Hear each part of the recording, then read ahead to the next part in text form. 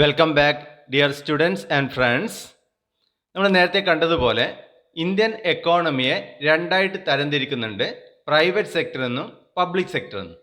Private സെക്ടറിൽ വരുന്ന പ്രധാനപ്പെട്ട ബിസിനസ് ഓർഗനൈസേഷൻസ് നമ്മൾ ഇതുവരെ പഠിച്ചത് sole proprietorship, joint Hindu family, partnership, cooperative societies.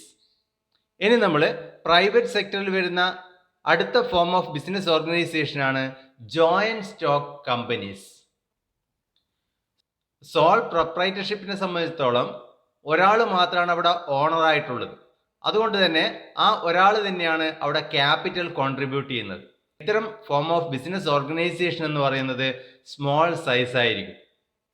ഇത്തരം form of business organisation manage ചെയ്യാവുന്നത് സാധാരണ സോൾ പ്രൊപ്രൈറ്റർ തന്നെയായിരിക്കും. അതുകൊണ്ട് തന്നെ ഇത്തരം ഫോം ഓഫ് ബിസിനസ് ഓർഗനൈസേഷനിൽ പ്രൊഫഷണൽ മാനേജ്മെന്റ് ഉണ്ടാവില്ല എന്ന് നമുക്ക് പറയാം. ഇത്തരം form of business organisation regulate ചെയ്യാനായിട്ട് സെപ്പറേറ്റ് നിയമം ഇവിടെ നിലവിലില്ല എന്നും നമ്മൾ പഠിച്ചു. അടുത്തതായിട്ട് നമ്മൾ പഠിച്ചതാണ് joint Hindu family business. Joint Hindu family business സംബന്ധിച്ചിടത്തോളം ആ ബിസിനസ്സിലെ ഓണേഴ്സ് എന്ന് പറയുന്നത് ഒരു ഫാമിലിയിലെ മെമ്പേഴ്സാണ്. ഒരു ഫാമിലിയിലെ ആൻസിസ്ട്രൽ പ്രോപ്പർട്ടിയാണ് ആ ഒരു ബിസിനസ്സിൻ്റെ ക്യാപിറ്റലായിട്ട് വരുന്നത്. അതുകൊണ്ട് തന്നെ ഇതിൻ്റെ ക്യാപിറ്റലും ഒരു ലിമിറ്റഡ് എമൗണ്ട് ആയിരിക്കും. അതുകൊണ്ട് തന്നെ ഇതിൻ്റെ സൈസും അത്രയേറെ വലിയ സൈസിൽ ഇത് തുടങ്ങാൻ വേണ്ടി സാധിക്കുന്നതല്ല.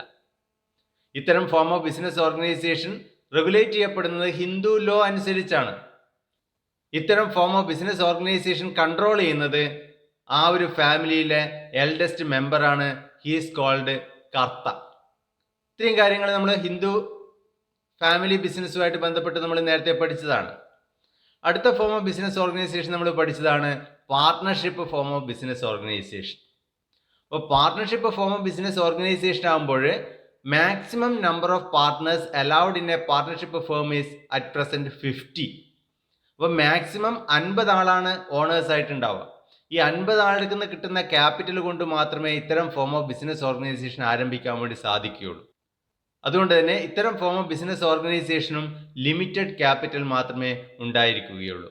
കാരണം 50 ആളിൽ നിന്ന് മാത്രമേ മാക്സിമം ക്യാപിറ്റൽ കളക്ട് ചെയ്യാൻ വേണ്ടി സാധിക്കുന്നുള്ളൂ. ഇത്തരം form of business organisation regulate ചെയ്യുന്നത് ഇന്ത്യൻ പാർട്ണർഷിപ്പ് ആക്ട് 1932 അനുസരിച്ചാണ്. അതുപോലെ തന്നെ ഇത്തരം ഫോം ഓഫ് ബിസിനസ് ഓർഗനൈസേഷൻ സാധാരണ മാനേജ് ചെയ്യുന്നത് പാർട്ട്നേഴ്സ് ചേർന്നിട്ടാണ്. അവിടെയും പ്രൊഫഷണൽ മാനേജ്മെന്റ് അത്രയേറെ ഉണ്ടാവില്ല എന്ന് നമുക്ക് പറയാം. നെക്സ്റ്റ് നമ്മൾ പഠിച്ചതാണ് കോപ്പറേറ്റീവ് സൊസൈറ്റീസ്. കോപ്പറേറ്റീവ് സൊസൈറ്റിയെ സംബന്ധിച്ചിടത്തോളം മാക്സിമം നമ്പർ ഓഫ് മെമ്പേഴ്സ് എന്ന് പറയുന്നത് അൺലിമിറ്റഡ് ആണ്. എത്ര വേണമെങ്കിലും ആകാം. അപ്പോൾ അൺലിമിറ്റഡ് നമ്പർ ഓഫ് മെമ്പേഴ്സ് ആണെങ്കിലും കോപ്പറേറ്റീവ് സൊസൈറ്റിയുടെ ലക്ഷ്യം എന്ന് പറയുന്നത് അതിലെ അംഗങ്ങൾക്ക് സർവീസസ് പ്രൊവൈഡ് ചെയ്യുക എന്നുള്ളതാണ്. കോപ്പറേറ്റീവ് ഫോം ഓഫ് ബിസിനസ് ഓർഗനൈസേഷനിൽ നമ്പർ ഓഫ് മെമ്പേഴ്സ് അൺലിമിറ്റഡ് ആണെങ്കിലും ഇൻ പ്രാക്ടീസ് ഒരു ലൊക്കാലിറ്റിയിലുള്ള ആൾക്കാരായിരിക്കും, അല്ലെങ്കിൽ ഒരു പർട്ടിക്കുലർ പ്രദേശത്തുള്ള ആൾക്കാർ മാത്രമായിരിക്കും അതിൽ സാധാരണ കേസിൽ അംഗങ്ങളായിട്ടുണ്ടാവുക. ഇത്തരം കോപ്പറേറ്റീവ് സൊസൈറ്റീസ് റെഗുലേറ്റ് ചെയ്യപ്പെടാൻ വേണ്ടിയിട്ട് പ്രത്യേകമായിട്ടുള്ളൊരു നിയമമുണ്ട്, Indian cooperative societies act 1912. Cooperative societies manage ചെയ്യപ്പെടുന്നത് ഒരു മാനേജിങ് കമ്മിറ്റിയാണ്. അവരുടെ മെമ്പേഴ്സിനിടയിൽ നിന്നും കുറച്ച് പേരെ എലക്ട് ചെയ്യും ഇത്തരം കോപ്പറേറ്റീവ് സൊസൈറ്റിയെ മാനേജ് ചെയ്യാൻ വേണ്ടി. അങ്ങനെ മെമ്പേഴ്സിൻ്റെ ഇടയിൽ നിന്നും എലക്ട് ചെയ്യുന്ന കുറച്ച് പേര് ചേർന്നിട്ടാണ് ഇത്തരം കോപ്പറേറ്റീവ് സൊസൈറ്റീസ് മാനേജ് ചെയ്യപ്പെടുന്നത്. അവിടെയും പ്രൊഫഷണൽ മാനേജേഴ്സ് ആവണമെന്നില്ല. അപ്പോൾ പ്രൊഫഷണൽ മാനേജ്മെന്റ് ഗുണം അവിടെയും ലഭിക്കുന്നില്ല എന്ന് നമുക്ക് പറയാം. ഇത്തരം പ്രോബ്ലംസ് ഒക്കെ തരണം ചെയ്യുന്നത് next form of business organisation ആണ്, that is joint stock companies. Joint stock companies അല്ലെങ്കിൽ സിമ്പിളായിട്ട് നമുക്ക് പറയാം കമ്പനി എന്ന് പറയാം. അപ്പോൾ കമ്പനി എന്ന് പറയുന്ന ഈ ഫോം ഓഫ് ബിസിനസ് ഓർഗനൈസേഷൻ്റെ മാക്സിമം നമ്പർ ഓഫ് മെമ്പേഴ്സ് എന്ന് പറയുന്നത് അൺലിമിറ്റഡ് ആണ്. എത്ര വേണമെങ്കിലും ആവാം. ലക്ഷക്കണക്കിന് ആൾക്കാർക്ക് വേണമെങ്കിൽ ഇത്തരം കമ്പനിയുടെ ഓണേഴ്സ് ആവാം. അതിന് യാതൊരു തടസ്സവുമില്ല. ഇത്തരം form of business organisation regulate ചെയ്യുന്നത് പ്രത്യേകമായിട്ടുള്ള നിയമമുണ്ട്, കമ്പനീസ് ആക്ട് 2013. ഇത്തരം ഫോം ഓഫ് ബിസിനസ് ഓർഗനൈസേഷനിൽ മാക്സിമം നമ്പർ ഓഫ് മെമ്പേഴ്സ് എന്ന് പറയുന്നത് അൺലിമിറ്റഡ് ആണെന്ന് പറഞ്ഞു. അത് ലക്ഷക്കണക്കിനോ അല്ലെങ്കിൽ അതിൽ കൂടുതലോ ഒക്കെ വരാം. അപ്പോൾ ഇത്രയേറെ മെമ്പേഴ്സ് ഉണ്ടാവുമ്പോൾ അല്ലെങ്കിൽ ഇത്രയേറെ ഓണേഴ്സ് ഉണ്ടാവുമ്പോൾ ഇത്തരം കമ്പനികളെ ഈ ഓണേഴ്സ് ചേർന്നുകൊണ്ട് മാനേജ് ചെയ്യുക എന്ന് പറയുന്നത് ബുദ്ധിമുട്ടാണ്. അതുകൊണ്ട് തന്നെ ഓണേഴ്സ് ഒരു മീറ്റിംഗ് ചേർന്ന് മീറ്റിങ്ങിൽ വോട്ടിനിട്ട് കുറച്ച് പേരെ ഈ കമ്പനി അഡ്മിനിസ്റ്റർ ചെയ്യാൻ വേണ്ടിയിട്ട് അപ്പോയിന്റ് ചെയ്യുന്നു. അവരെയാണ് പറയുന്നത് ഡയറക്ടേഴ്സ് എന്ന് പറയുന്നത്. ഇപ്പോൾ ഷെയർ ഹോൾഡേഴ്സ് എല്ലാവരും ചേർന്നുകൊണ്ട് വോട്ടിങ്ങിലൂടെ കുറച്ച് പേരെ കമ്പനിയുടെ ഭരണത്തിന് വേണ്ടിയിട്ട് അപ്പോയിന്റ് ചെയ്യുന്നു. അവരെയാണ് പറയുന്നത് ഡയറക്ടേഴ്സ് എന്ന് പറയുന്നത്. അങ്ങനെ ഡയറക്ടേഴ്സ് എല്ലാവരും ചേർന്നുകൊണ്ട് 7, 9, 13 എത്രയാണോ ഡയറക്ടേഴ്സ് ഉള്ളത് അവരൊക്കെ ചേർന്നുകൊണ്ട് ഒരു ബോഡിയായി പ്രവർത്തിക്കുന്നു. അതിനെയാണ് പറയുന്നത് ബോർഡ് ഓഫ് ഡയറക്ടേഴ്സ്. അപ്പോൾ കമ്പനിയുടെ കാര്യങ്ങളെ നിയന്ത്രിക്കുന്നത് ഈ ബോർഡ് ഓഫ് ഡയറക്ടേഴ്സ് ആയിരിക്കും. അപ്പോൾ ഈ ബോർഡ് ഓഫ് ഡയറക്ടേഴ്സിൽ ഡയറക്ടേഴ്സിനെ എലക്ട് ചെയ്യുന്നത് ഷെയർ ഹോൾഡേഴ്സ് വോട്ടിങ്ങിലൂടെയാണ്. ഇപ്പോൾ വോട്ടിങ്ങിലൂടെ ഡയറക്ടേഴ്സിനെ എലക്ട് ചെയ്യുമ്പോൾ ഒരാൾക്ക് ഒരു വോട്ട് എന്നുള്ള സിദ്ധാന്തമായിരുന്നു നമ്മൾ കോപ്പറേറ്റീവ് സൊസൈറ്റിയിൽ പഠിച്ചത്. പക്ഷെ ഇവിടെ ജോയിന്റ് സ്റ്റോക്ക് കമ്പനിയിൽ എത്ര എണ്ണം ഷെയറുകളാണോ ഒരാളുടെ കൈവശമുള്ളത് അത്രയും വോട്ടുകൾ ഒരാൾക്ക് കിട്ടും. അപ്പോൾ എന്താണ് ഷെയറുകൾ എന്ന് നമുക്കിപ്പോൾ തന്നെ കാണാം. ഇത്തരം form of business organisation register ചെയ്യണമെന്ന് നിർബന്ധമാണ്. കമ്പനീസ് ആക്ട് പ്രകാരം രജിസ്റ്റർ ചെയ്യണമെന്ന് നിർബന്ധമാണ്. അങ്ങനെ കമ്പനീസ് ആക്ട് പ്രകാരം ഇത്തരം ഓർഗനൈസേഷൻ രജിസ്റ്റർ ചെയ്തു കഴിഞ്ഞാൽ that is treated as an artificial person. അതൊരു കൃത്രിമ വ്യക്തിയായിട്ടാണ് കണക്കാക്കുന്നത്. അതിന് അതിൻ്റെതായ പേരിൽ സ്വന്തം പേരിൽ തന്നെ അസറ്റുകൾ വാങ്ങിക്കാനും അത് സൂക്ഷിക്കാനും കടമെടുക്കാനും അതുപോലെ തന്നെ കേസ് കൊടുക്കാനും കേസ് കൊടുക്കപ്പെടാനും ഒക്കെയുള്ള അവകാശമുണ്ട്. അതൊരു കൃത്രിമ വ്യക്തിയായിട്ടാണ് അതിനെ കണക്കാക്കുന്നത്. അതുകൊണ്ട് തന്നെ ഇത്തരം ഫോം ഓഫ് ബിസിനസ് ഓർഗനൈസേഷൻ എന്ന് പറയുന്നത് കണ്ടിന്യൂസ് എക്സിസ്റ്റൻസ് ആയിരിക്കും, പെർപെച്വൽ സക്സഷൻ ആണ്. എത്ര കാലം വേണമെങ്കിലും അത് നിലനിൽക്കും. അതിലെ മെമ്പേഴ്സ് മരണപ്പെട്ടാലോ മെമ്പേഴ്സ് പാപ്പരായാലോ മെമ്പേഴ്സിന് മനോരോഗം ബാധിച്ചാലോ ഒന്നും തന്നെ ഇത്തരം ഫോം ഓഫ് ബിസിനസ് ഓർഗനൈസേഷന്റെ പ്രവർത്തനത്തെ ബാധിക്കുന്നില്ല. ബിസിനസ് അതേപോലെ കണ്ടിന്യൂ ചെയ്യും, എത്ര വർഷം വേണമെങ്കിലും അതേപോലെ കണ്ടിന്യൂ ചെയ്യും. അതുകൊണ്ടാണ് ജോയിന്റ് സ്റ്റോക്ക് കമ്പനിക്ക് പെർപെച്വൽ സക്സഷൻ ഉണ്ട് എന്ന് പറയുന്നത്. അതുപോലെ കമ്പനി ഒരു ആർട്ടിഫിഷ്യൽ പേഴ്സൺ ആയിട്ടാണ് കണക്കാക്കുന്നതെന്ന് പറഞ്ഞു. അതിന് സ്വന്തം പേരിൽ എഗ്രിമെന്റിൽ ഏർപ്പെടാം. ഇപ്പോൾ സ്വന്തം പേരിൽ എഗ്രിമെന്റിൽ ഏർപ്പെടുമ്പോൾ സാധാരണയായിട്ട് നാച്ചുറൽ പേഴ്സൺസ് ആണെങ്കിൽ അതിന് താഴെ ഒപ്പിടും. അപ്പോൾ ഒപ്പിടുന്നതിന് പകരം കമ്പനിയുടെ കേസിൽ കമ്പനിക്ക് ഒരു കോമൺ സീൽ ഉണ്ടാവും. ആ കോമൺ സീൽ എഗ്രിമെന്റുകളിലും മറ്റുമൊക്കെ പതിക്കണം നിർബന്ധമാണ്. ഇപ്പോഴത്തെ ലേറ്റസ്റ്റ് അമെൻമെന്റ് പ്രകാരം കമ്പനിക്ക് കോമൺ സീൽ ഉണ്ടാവണം എന്ന് നിർബന്ധമില്ല. പക്ഷേ കോമൺ സീൽ ഉണ്ടെങ്കിൽ എല്ലാ എഗ്രിമെന്റുകളിലും ഇത്തരം കോമൺ സീൽ പതിച്ചിരിക്കണം എന്നാണ് നിയമം പറയുന്നത്. ഇനി നമുക്ക് ജോയിന്റ് സ്റ്റോക്ക് കമ്പനിയായിട്ട് കൂടുതൽ വിവരങ്ങൾ നമുക്ക് നോക്കാം. Joint stock company. A company can be described as an artificial person having A separate legal entity, perpetual succession and A common seal. The form of organization is governed by the Companies Act 2013. ഒരു കമ്പനിയെ കൃത്രിമ വ്യക്തിത്വവും സ്ഥായിയായ നിലനിൽപ്പും അംഗങ്ങളിൽ നിന്നും വേറിട്ട അസ്തിത്വവും പൊതുമുദ്രയും ഉള്ള ഒരു കൃത്രിമ വ്യക്തി എന്ന് വിശേഷിപ്പിക്കാം. ഇത്തരം സ്ഥാപനങ്ങളെ നിയന്ത്രിക്കുന്നത് കമ്പനീസ് ആക്ട് 2013 ആണ്. ഒരു കമ്പനിയെ സംബന്ധിച്ചിടത്തോളം കമ്പനിയുടെ ഓണേഴ്സ് ആരൊക്കെയാണോ, മുതലാളിമാർ ആരൊക്കെയാണോ അവരെയാണ് അറിയപ്പെടുന്നത് ഷെയർ ഹോൾഡേഴ്സ് എന്ന്. അപ്പോൾ കമ്പനിയുടെ ഓണേഴ്സിന് അറിയപ്പെടുന്നത് ഷെയർ ഹോൾഡേഴ്സ് എന്നാണ്. ഇത്തരം ഷെയർ ഹോൾഡേഴ്സ് അല്ലെങ്കിൽ ഓണേഴ്സ് എത്ര പൈസയാണോ കമ്പനിക്ക് വേണ്ടിയിട്ട് കോൺട്രിബ്യൂട്ട് ചെയ്യുന്നത് ആ എമൗണ്ടിനാണ് പറയുന്നത് ഷെയർ ക്യാപിറ്റൽ. മറ്റുള്ള കേസിൽ നമ്മൾ പഠിച്ചത് ക്യാപിറ്റൽ എന്നാണ്. പക്ഷെ കമ്പനിയുടെ കേസിൽ നമ്മൾ പഠിക്കുന്നു ഷെയർ ക്യാപിറ്റൽ എന്നാണ് ആ എമൗണ്ടിനെ അറിയപ്പെടുക. കമ്പനിയുടെ ഷെയർ ക്യാപിറ്റലിനെ ചെറിയ ഭാഗങ്ങളായിട്ട് ഡിവൈഡ് ചെയ്യും, ഈക്വൽ പാർട്ടുകളായിട്ട്. അങ്ങനെയുള്ള ഓരോ ഭാഗത്തെയാണ് നമ്മൾ പറയുന്നത് ഒരു ഷെയർ എന്ന് പറയുന്നത്. എക്സാമ്പിളായിട്ട് പറയുകയാണെങ്കിൽ ഒരു 10,000 റുപ്പിയാണ് ഒരു കമ്പനിയുടെ ഷെയർ ക്യാപിറ്റൽ. അതിനെ 10 രൂപയുടെ ഭാഗങ്ങളായിട്ട് ഡിവൈഡ് ചെയ്യുമ്പോൾ 1000 ഭാഗങ്ങൾ ഉണ്ടാവും. അങ്ങനെ ഈ 1000 ഭാഗത്തെയാണ് നമ്മൾ പറയുന്നത് ഷെയറുകൾ എന്ന് പറയുന്നത്. 1000 ഷെയറുകൾ എന്ന് നമുക്ക് പറയാം. അല്ലെങ്കിൽ 100 രൂപയുടെ ഭാഗങ്ങളായിട്ടാണ് ഡിവൈഡ് ചെയ്യുന്നതെങ്കിൽ നമുക്ക് 100 ഷെയറുകൾ ഉണ്ടാവും. അപ്പം അങ്ങനെ കമ്പനിയുടെ ഷെയർ ക്യാപിറ്റലിനെ ഈക്വൽ ഭാഗങ്ങളായിട്ട് ചെറിയ ചെറിയ ഭാഗങ്ങളായിട്ട് ഡിവൈഡ് ചെയ്യും. അങ്ങനെ ഡിവൈഡ് ചെയ്യുന്ന ഓരോ ഭാഗത്തെയാണ് നമ്മൾ പറയുന്നത് ഒരു ഷെയർ എന്ന് പറയുന്നത്. അപ്പോൾ ഒരാൾ കമ്പനിയിൽ നിന്നും അത്തരം ഒരു ഷെയർ വാങ്ങിച്ചു കഴിഞ്ഞാൽ അയാൾ ആ കമ്പനിയുടെ ഒരു ഓണറായി അല്ലെങ്കിൽ കമ്പനിയുടെ ഷെയർ ഹോൾഡറായി എന്ന് നമുക്ക് പറയാം. നോക്കാം. The owners of a company are called share holders. The capital contributed by the owners or shareholders are called share capital. The capital of the company is divided into smaller parts called shares. The shareholders elect a few persons for managing the company called board of directors. ഓഹരി ഉടമകളാണ് ഒരു കമ്പനിയുടെ യഥാർത്ഥ ഉടമസ്ഥർ. ഓഹരി ഉടമകൾ സംഭാവന ചെയ്യുന്ന മൂലധനത്തെ ഓഹരി മൂലധനം എന്ന് വിളിക്കുന്നു. കമ്പനിയുടെ മൂലധനം ഷെയറുകൾ എന്ന് വിളിക്കുന്ന ചെറിയ ഭാഗങ്ങളായി തിരിച്ചിരിക്കുന്നു. കമ്പനിയുടെ ഭരണനിർവഹണത്തിനായി ഓഹരി ഉടമകൾ കുറച്ചു പേരെ വോട്ടെടുപ്പിലൂടെ തിരഞ്ഞെടുക്കുന്നു. അവരെ ബോർഡ് ഓഫ് ഡയറക്ടേഴ്സ് എന്നാണ് അറിയപ്പെടുന്നത്.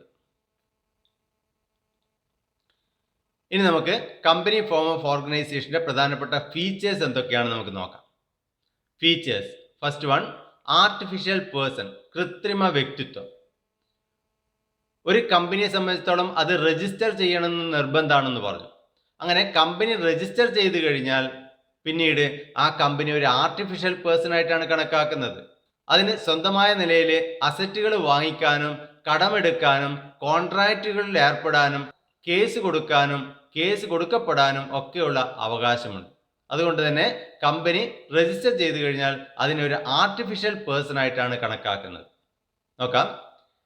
A company is a creation of law and exists independent of its members. Like natural persons, a company can own property, borrow money, enter into contracts, sue and be sued. It is called an artificial person. ഒരു company നിയമത്തിന്റെ സൃഷ്ടിയാണ്. അത് അതിലെ അംഗങ്ങളിൽ നിന്നും സ്വതന്ത്രമായി നിലനിൽക്കുന്നു. സ്വാഭാവിക വ്യക്തികളെ പോലെ ഒരു കമ്പനിക്ക് സ്വത്ത് സ്വന്തമാക്കാനും പണം കടം വാങ്ങാനും കരാറുകളിൽ ഏർപ്പെടാനും വ്യവഹാരങ്ങളിൽ ഏർപ്പെടാനും ഉള്ള അവകാശമുണ്ട്. ഇത് ഒരു കൃത്രിമ വ്യക്തിയായി അറിയപ്പെടുന്നു. രണ്ടാമത്തെ ഫീച്ചർ, സെപ്പറേറ്റ് ലീഗൽ എൻറ്റിറ്റി, നിയമപരമായ പ്രത്യേക നിലനിൽപ്പ്. നമ്മൾ ഫസ്റ്റ് ഫീച്ചറിൽ തന്നെ പഠിച്ചു, company is an artificial person. അതുകൊണ്ട് തന്നെ കമ്പനിക്ക് പ്രത്യേകമായിട്ടുള്ളൊരു നിലനിൽപ്പുണ്ട്. അതിലെ മെമ്പേഴ്സ് പ്രത്യേകമായിട്ട് നിലനിൽക്കുന്നു. കമ്പനി എന്ന് പറയുന്നത് പ്രത്യേകമായിട്ട് നിലനിൽക്കുന്ന ഒരു ആർട്ടിഫിഷ്യൽ പേഴ്സൺ ആയിട്ടാണ് കണക്കാക്കുന്നത്. നോക്കാം. From the day of its incorporation means registration. From the day of its incorporation A company acquires an identity distinct from its members. Its assets and liabilities are separate from those of its owners. Registration മുതൽ തന്നെ ഒരു കമ്പനിക്ക് അംഗങ്ങളിൽ നിന്നും വേറിട്ട നിയമപരമായ നിലനിൽപ്പ് ലഭിക്കുന്നു. ആയതിനാൽ ഒരു കമ്പനിയുടെ ആസ്തികളും ബാധ്യതകളും ഓഹരി ഉടമകളുടേതിൽ നിന്നും വേറിട്ട് നിലകൊള്ളുന്നു. നെക്സ്റ്റ്, ഫോർമേഷൻ, രൂപീകരണം. ഒരു company form of organisation form ചെയ്യുക എന്ന് പറയുന്നത് വളരെയേറെ ടൈം കൺസ്യൂമിങ്, എക്സ്പെൻസീവും കോംപ്ലിക്കേറ്റഡും ആയിട്ടുള്ള പ്രോസസ്സാണ്. ഇത്തരം കമ്പനി ഫോം ഓഫ് ഓർഗനൈസേഷൻ നിലവിൽ വന്നു കഴിഞ്ഞാൽ അതൊരു ആർട്ടിഫിഷ്യൽ പേഴ്സൺ ആണെന്ന് പറഞ്ഞു. അത് രജിസ്റ്റർ ചെയ്യണമെന്ന് കമ്പൽസറി ആണെന്ന് പറഞ്ഞു. അങ്ങനെ ഒരു company form of organisation register ചെയ്യണമെങ്കിൽ ഒരുപാട് ഡോക്യുമെന്റുകൾ തയ്യാറാക്കാനുണ്ട്. ഒരുപാട് നിയമപരമായിട്ടുള്ള പ്രൊസീജിയറുകൾ ഫോളോ ചെയ്തുകൊണ്ട് മാത്രമേ ഒരു കമ്പനി സ്റ്റാർട്ട് ചെയ്യാൻ വേണ്ടി സാധിക്കുകയുള്ളൂ. നോക്കാം. The formation of a company is A time consuming, expensive and complicated process. It involves the preparation of several documents and compliance with several legal requirements before it can start functioning. ഒരു കമ്പനിയുടെ രൂപീകരണം സമയമെടുക്കുന്നതും ചെലവേറിയതും സങ്കീർണവുമായ പ്രക്രിയയാണ്. പ്രവർത്തനം ആരംഭിക്കുന്നതിനു മുമ്പ് നിരവധി പ്രമാണങ്ങൾ തയ്യാറാക്കുന്നതും നിരവധി നിയമങ്ങൾ പാലിക്കുന്നതും ഇതിൽ ഉൾപ്പെടുന്നു. Next, perpetual succession, that is continuous existence, സ്ഥായിയായ നിലനിൽപ്പ്. നേരത്തെ പറഞ്ഞതുപോലെ തന്നെ ഒരു കമ്പനി നിലവിൽ വരുന്നത് നിയമത്താൽ രജിസ്റ്റർ ചെയ്യുമ്പോഴാണ്. അതുകൊണ്ട് തന്നെ ആ കമ്പനി ഇല്ലാതാവണമെങ്കിലും നിയമത്താൽ തന്നെ അതിനെ ഇല്ലാതാക്കണം. കമ്പനിയിലെ മെമ്പേഴ്സ് അല്ലെങ്കിൽ ഓണേഴ്സ് അല്ലെങ്കിൽ ഷെയർ ഹോൾഡേഴ്സ് അവർ മരണപ്പെട്ടാലോ അല്ലെങ്കിൽ അവർ പാപ്പരായി കഴിഞ്ഞാലോ അവർക്ക് മനോരോഗം ബാധിച്ചാലോ ഒന്നും തന്നെ കമ്പനിയുടെ പ്രവർത്തനത്തെ ബാധിക്കുന്നില്ല. കമ്പനി അതേ രീതിയിൽ ഒരുപാട് കാലം മുന്നോട്ട് പോകുന്നു. നോക്കാം. A company being a creation of the law can be brought to an end only by law. The death, insolvency, lunacy, etc. of shareholders will not affect the company. നിയമം മൂലം രൂപീകൃതമായ ഒരു കമ്പനിയുടെ അടച്ചുപൂട്ടലും നിയമപ്രകാരം മാത്രമേ സാധ്യമാകൂ. ഓഹരി ഉടമകളുടെ മരണം, പാപ്പരത്വം, മനോരോഗം തുടങ്ങിയവ കമ്പനിയെ ബാധിക്കില്ല. നെക്സ്റ്റ്, കൺട്രോൾ, നിയന്ത്രണം. നേരത്തെ പറഞ്ഞതുപോലെ തന്നെ കമ്പനിയിലെ ഷെയർ ഹോൾഡേഴ്സിൻ്റെ എണ്ണം എന്ന് പറയുന്നത് അൺലിമിറ്റഡ് ആണ്. എത്ര വേണമെങ്കിലും ആവാം. ഇപ്പോൾ 10,000-കണക്കിനോ ലക്ഷക്കണക്കിനോ മെമ്പേഴ്സ് ഉണ്ടെങ്കിൽ ഈ മെമ്പേഴ്സിന് എല്ലാവർക്കും ചേർന്നുകൊണ്ട് ഒരു കമ്പനിയെ നിയന്ത്രിക്കാൻ വേണ്ടി കഴിയില്ല. അതുകൊണ്ട് തന്നെ ഇത്തരം കമ്പനികളെ നിയന്ത്രിക്കുന്നതിന് വേണ്ടിയിട്ട് കുറച്ച് പേരെ ഡയറക്ടർമാരായിട്ട് ഷെയർ ഹോൾഡേഴ്സിൻ്റെ മീറ്റിങ്ങിൽ വോട്ടിങ്ങിലൂടെ തീരുമാനിക്കും. അങ്ങനെ ഷെയർ ഹോൾഡേഴ്സ് എല്ലാവരും ഒത്തുചേർന്ന് വോട്ടിങ്ങിലൂടെ കുറച്ച് പേരെ ഡയറക്ടർമാരായിട്ട് അപ്പോയിൻറ്റ് ചെയ്യും.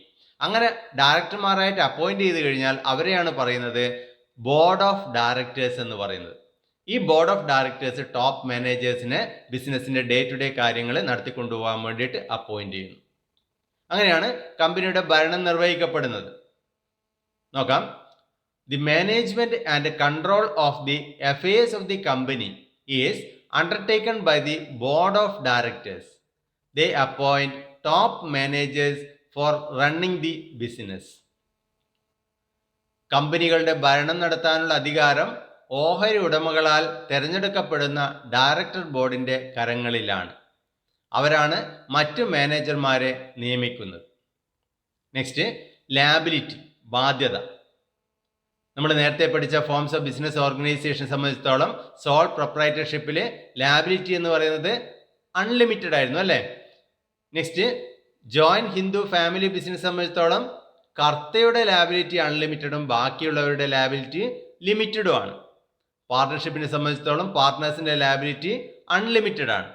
കോപ്പറേറ്റീവ് സൊസൈറ്റിയെ സംബന്ധിച്ചിടത്തോളം അതിലെ മെമ്പേഴ്സിൻ്റെ ലാബിലിറ്റി എന്ന് പറയുന്നത് ലിമിറ്റഡ് ആയിരുന്നു. ഇനി കമ്പനി ഫോം ഓഫ് ഓർഗനൈസേഷൻ സംബന്ധിച്ചിടത്തോളം കമ്പനി എന്ന് പറയുന്നത് ഒരു ആർട്ടിഫിഷ്യൽ പേഴ്സൺ ആണ്. അതുകൊണ്ട് തന്നെ അതിൻ്റെ മെമ്പേഴ്സിൻ്റെ ലാബിലിറ്റി എന്ന് പറയുന്നത് ലിമിറ്റഡ് ആണ്. ഒരു ഷെയർ ഹോൾഡർ അല്ലെങ്കിൽ ഒരു മെമ്പർ കമ്പനിക്ക് വേണ്ടി എത്ര പൈസയാണോ കൊടുത്തത് അല്ലെങ്കിൽ ഇനി എത്ര പൈസയാണോ ഷെയറിൻ്റെ എമൗണ്ട് ആയിട്ട് കൊടുക്കാൻ ബാക്കിയുള്ളത് അത്രയും എമൗണ്ട് മാത്രമേ മാക്സിമം അയാൾക്ക് നഷ്ടം വരാൻ സാധ്യതയുള്ളൂ. അതിൽ കൂടുതൽ നഷ്ടം വരില്ല. ഇപ്പോൾ കമ്പനിക്ക് കടം വന്നു കഴിഞ്ഞാൽ ആ കടം കൊടുത്തു തീർക്കാനുള്ള ബാധ്യത ഷെയർ ഹോൾഡേഴ്സിനില്ല.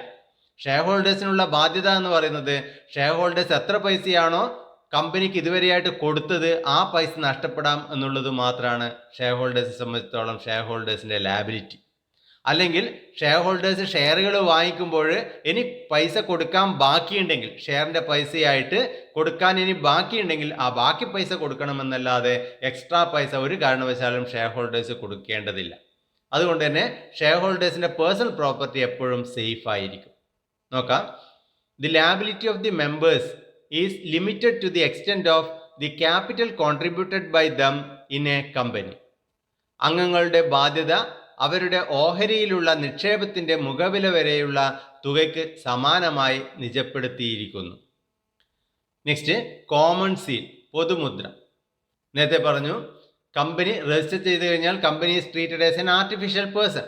നാച്ചുറൽ പേഴ്സൺസിനെ സംബന്ധിച്ചിടത്തോളം അവരൊരു എഗ്രിമെൻറ്റിൽ ഏർപ്പെടുമ്പോൾ താഴെ സൈൻ ചെയ്യും. പക്ഷേ കമ്പനിയെ സംബന്ധിച്ചിടത്തോളം കമ്പനി ഒരു ആർട്ടിഫിഷ്യൽ പേഴ്സൺ ആയതുകൊണ്ട് തന്നെ കമ്പനിക്ക് ഒപ്പിടാൻ കഴിയില്ല. അപ്പോൾ കമ്പനിയുടെ ഒപ്പിന് പകരമായിട്ട് ഉപയോഗിക്കണമെന്നാണ് കമ്പനിയുടെ കോമൺ സീൽ എന്ന് പറയുന്നത്. ആ കോമൺ സീല് എല്ലാ എഗ്രിമെൻറ്റുകളിലും അല്ലെങ്കിൽ കമ്പനിയായിട്ട് ബന്ധപ്പെട്ട എല്ലാ രേഖകളിലും കമ്പനി പതിച്ചിരിക്കണം. ലേറ്റസ്റ്റ് അമെൻമെൻറ്റ് പ്രകാരം ഈ കോമൺ സീൽ വേണമെന്ന് നിർബന്ധമില്ല. പക്ഷെ കോമൺ സീൽ ഉണ്ടെങ്കിൽ ആ കോമൺ സീൽ പതിച്ചിരിക്കണം എന്ന് നിർബന്ധമാണ്. നോക്കാം. A company may or may not have a common seal. If a company has a common seal it must be affixed to the documents such as agreements of a company.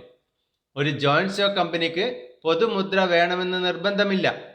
ഒരു joint stock കമ്പനിക്ക് പൊതുമുദ്രയുണ്ടെങ്കിൽ അത് എല്ലാ കരാറുകളിലും പതിച്ചിരിക്കണം. Next, risk bearing, നഷ്ടം സഹിക്കൽ. Company form of business ഓർഗനൈസേഷനെ സംബന്ധിച്ചിടത്തോളം അതിലെ members അല്ലെങ്കിൽ owners അല്ലെങ്കിൽ ഷെയർ ഹോൾഡേഴ്സ് എന്ന് പറയുന്നത് ഒരുപാട് പേരുണ്ടാവും. അതുകൊണ്ട് തന്നെ ഇത്തരം ഫോം ഓഫ് ബിസിനസ് ഓർഗനൈസേഷന് നഷ്ടം വന്നു കഴിഞ്ഞാൽ ഈ നഷ്ടം എല്ലാവരിലുമായിട്ട് ഡിവൈഡ് ചെയ്യപ്പെടുന്നു. അതുകൊണ്ട് തന്നെ ഇൻഡിവിജ്വലിന് വരുന്ന നഷ്ടം സ്വാഭാവികമായിട്ടും വളരെ തുച്ഛമായിരിക്കും. അതുപോലെ നമ്മൾ നേരത്തെ പഠിച്ചു, ഇവരുടെ ലാബിലിറ്റി എന്ന് പറയുന്നത് ലിമിറ്റഡ് ആണ്. ഇവർക്ക് ഒരു കാരണവശാലും ഇവരുടെ പേഴ്സണൽ പ്രോപ്പർട്ടി ബിസിനസിന്റെ നഷ്ടത്തിന് വേണ്ടിയിട്ട് കൊടുക്കേണ്ടതായിട്ടില്ല. നോക്കാം. The risk of losses in a company is borne by all the share holders. The risk of loss thus gets spread over a large number of shareholders. ഒരു ജോയിന്റ് സ്റ്റോക്ക് കമ്പനിയുടെ കടബാധ്യതകൾ ഏറ്റെടുക്കുന്നത് അതിലെ എല്ലാ ഓഹരി ഉടമകളും ചേർന്നായതിനാൽ ഓരോരുത്തരുടെയും നഷ്ടം വളരെ ചെറുതായിരിക്കും. അപ്പോൾ ഇന്ന് നമ്മൾ പഠിച്ചത് ജോയിന്റ് സ്റ്റോക്ക് കമ്പനി എന്ന് പറയുന്ന ഫോം ഓഫ് ബിസിനസ് ഓർഗനൈസേഷൻ എന്താണെന്ന് പഠിച്ചു. അതുപോലെ തന്നെ അതിൻ്റെ ഫീച്ചേഴ്സ്. അതിൽ ഫീച്ചേഴ്സിൽ നമ്മൾ പ്രധാനമായിട്ട് പഠിച്ചത് artificial person, separate legal entity, അതിൻ്റെ formation, perpetual succession, control, liability, common seal and risk bearing. ഇതോടുകൂടി ഇന്നത്തെ ക്ലാസ് ഇവിടെ അവസാനിക്കുകയാണ്. കമ്പനിയുമായിട്ട് ബന്ധപ്പെട്ട് ഇനിയും കൂടുതൽ കാര്യങ്ങൾ പഠിക്കേണ്ടതായിട്ടുണ്ട്. അത്തരം കാര്യങ്ങൾ നമുക്ക് അടുത്ത ക്ലാസ്സിൽ നമുക്ക് പഠിക്കാം. അതുവരെ എല്ലാവർക്കും നന്ദി, നമസ്കാരം.